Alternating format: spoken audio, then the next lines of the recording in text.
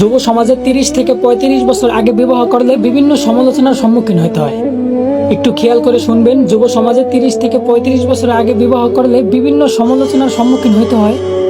অথচ ওই সমাজে 18 থেকে 20 বছরের ছেলেমেয়েরা একাধিক অবৈধ সম্পর্কে জড়াইলেও ওইটাই সমাজের ইগনোর করে চলতে হয়। আমাদের সমাজের শিক্ষিত মানুষগুলা শিক্ষার্থীদের বইয়ের পাতার মাধ্যমে সমকামিতা শিক্ষা দেয়, আবার কেউ তার প্রতিবাদ করতে গিয়ে নিজের কর্মস্থলের চাকরিটারে হারায় ফেলায়। হ্যাঁ, এই সমাজে মানুষ হিসাবে কোনো ব্যক্তিকেই তার যোগ্য অধিকার দেওয়া হয় না। টাকা পয়সা আর ক্ষমতা আছে তো আপনি সমাজের নেতা, আর না থাকলে মানুষ বলেই গণ্য করা হয় না।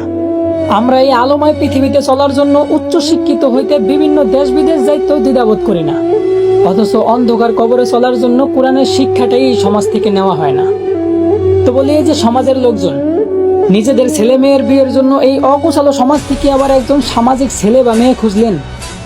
আচ্ছা, এই বিষয়টা কেমন হইল না, যে নিজেদের হাতেই সমাজের পরিবেশ নষ্ট করিয়া আবার ওই সমাজেই গাছ লাগিয়ে পরিবেশ বাঁচাইতে বললেন।